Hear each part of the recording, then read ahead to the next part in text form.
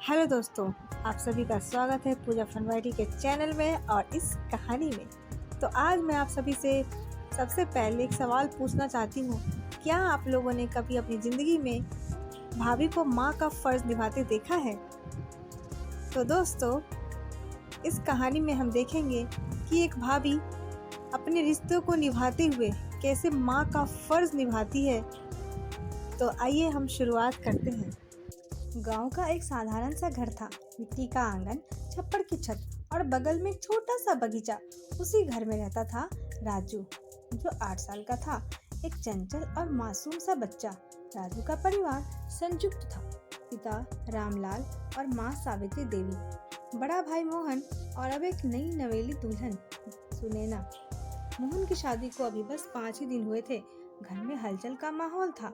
दालान में रखी पलंग पर रिश्तेदार बैठे बैठे किस्से सुना रहे थे। औरतें गुनगुनाते हुए बर्तन धो रही थी। बच्चे आंगन में खिलखिला रहे थे। राजू सब देख रहा था, लेकिन उसके दिल में एक अजीब सी हलचल थी। उसे अपनी नई भाभी से थोड़ा डर भी लग रहा था और थोड़ी झिझक भी थी। माँ ने कई बार कहा, बेटा ये तेरी भाभी है, अब से तेरी दूसरी माँ जैसी, इन्हें मान सम्मान देना। पर राजू सोचता, माँ जैसी कोई मेरी माँ हो सकती है? माँ तो माँ होती है। शाम के समय सुनैना पहली बार रसोई में उतरी। उसने लाल रंग की साड़ी पहन रखी थी और माथे पर छोटी सी बिंदी लगा रखी थी।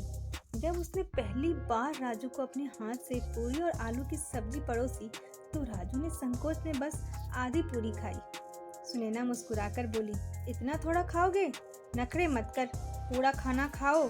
देखो, मैंने तुम्हारे लिए खास तरह से आलू का भरता लाई हूँ। राजू चुप रहा, पर उसके मन में पहली बार हल्की सी मुस्कान आ गई। कुछ ही दिनों में घर का माहौल बदलने लगा। सुनैना ने सिर्फ मोहन को ही नहीं, बल्कि पूरे घर को संभाल कर रखा। सुबह उठकर सबके लिए चाय बनाना, सास की दवा तैयार करना, छोटे राजू को स्कूल के लिए तैयार करना, सब उसकी दिनचर्या का एक हिस्सा बन गया था। एक दिन माँ सावित्री देवी अचानक बीमार पड़ गई। तेज बुखार और खांसी से वो कमजोर हो गई थी। अब घर की सारी जिम्मेदारी सुनैना पर आ गई थी। उस रात जब राजू सोने जा रहा था, तो उसने देखा कि सुनैना माँ के पास बैठी उसका सिर दबा रही थी।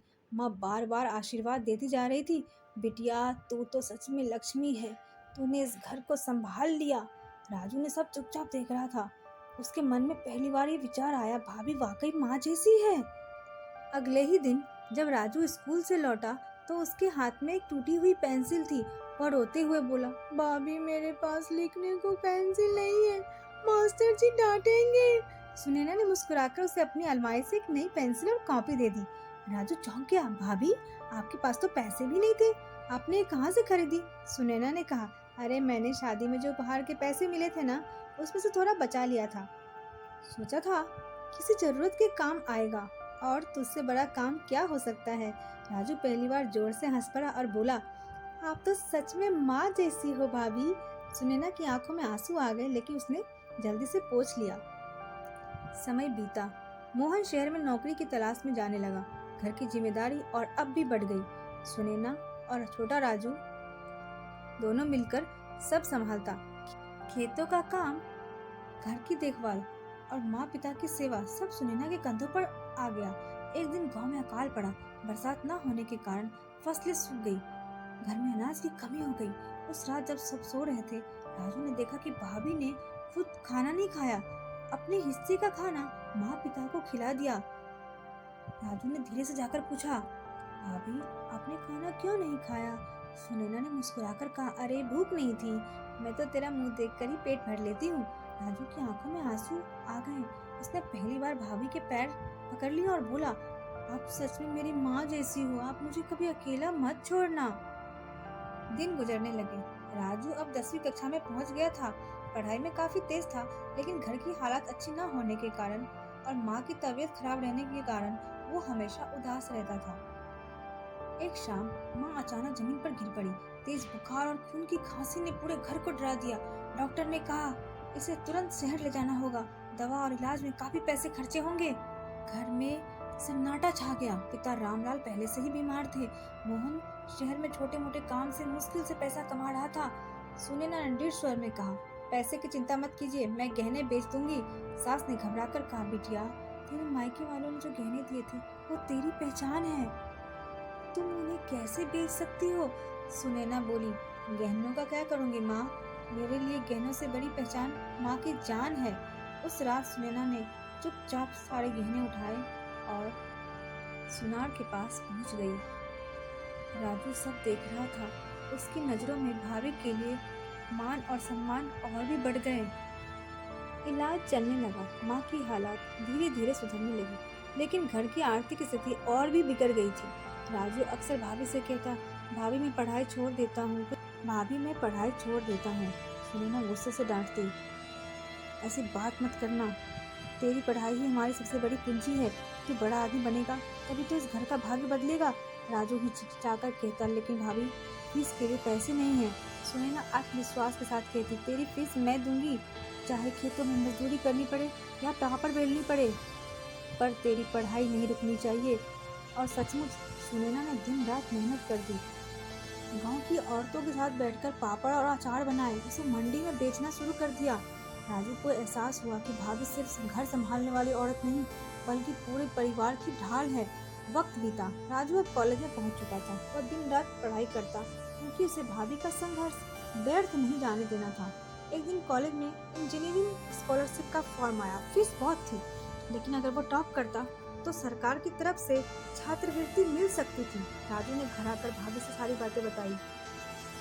भाभी, अगर मैं इस परीक्षा में पास होता तो मेरी पूरी पढ़ाई मुफ्त हो जाएगी, लेकिन इसके लिए मुझे बहुत मेहनत करनी पड़ेगी। सुनैना ने उसका माथा सहलाकर कहा, तू बस मेहनत कर, जब भी थक जाए याद करना कि तेरी भाभी तेरे पीछे खड़ी है। राजू की आंखों में आंसू भर गए। उसने पहली बार भाभी के पांव छुए और बोला, भाभी आप ही मेरी दूसरी माँ हो। अगर मैं सफल हुआ तो सबसे पहला श्रेय आपको जाएगा। उस रात राजू देर तक पढ़ा। भाभी ने उसके लिए दूध गर्म किए और चुपचाप उसके कमरे के बाहर रख दिए। समय बीता। राजू ने 12वीं की परीक्षा अच्छे अंकों से पास की। राजू अब इंजीनियरिंग पढ़ने के लिए शहर जा चुका था। गांव से विदा लेते वक्त उसकी आंखें भर आई थी। उसने भाभी का हाथ पकड़कर कहा, भाभी आप चिंता मत करना, मैं हर महीने कुछ न कुछ पैसे भेजूंगा। सुनैना ने मुस्कुराकर उसके सिर पर हाथ रखा, तो बस मन लगाकर पढ़ाई करना, पैसे तो आते जाते रहेंगे, लेकिन मेहनत ही तुझे चमकाएगी। शहर का जीवन आसान नहीं था। हॉस्टल में रहते हुए राजू को अक्सर अपने घर और भाभी की बहुत याद आती थी। जब भी मुश्किल आती वो भाभी को याद करता। 4 साल बीत गए। राजू ने केवल इंजीनियरिंग पास नहीं की, बल्कि यूनिवर्सिटी का टॉपर बना। उसे एक बड़ी कंपनी से नौकरी का ऑफर मिला। उस दिन उसने तुरंत गांव फ़ोन किया और आवाज़ भर गई थी, भाभी मैं सफल हो गया, मुझे नौकरी मिल गई। फ़ोन के उस पार सुनैना की आंखों से आंसू बह रहे थे, लेकिन होठों पर मुस्कान थी। कुछ साल बाद राजू शहर में अच्छा खासा इंजीनियर बन गया।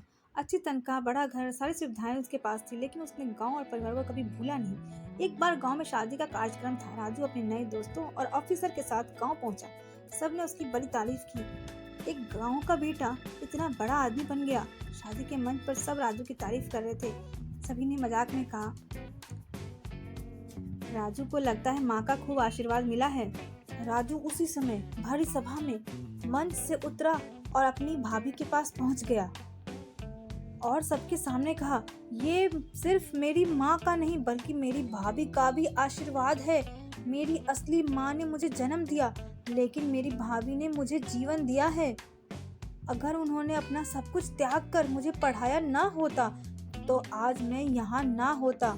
मेरे लिए मेरी भाभी ही मेरी दूसरी माँ है। पूरे गांव तालियों से गूंज उठा। सुनैना की आंखों में आंसू भर आए, लेकिन दिल गर्व से झूम उठा। सास, ससुर और मोहन, गांव के सभी बुजुर्ग भी भावुक हो उठे। राजू ने भाभी माँ के पैर छुए।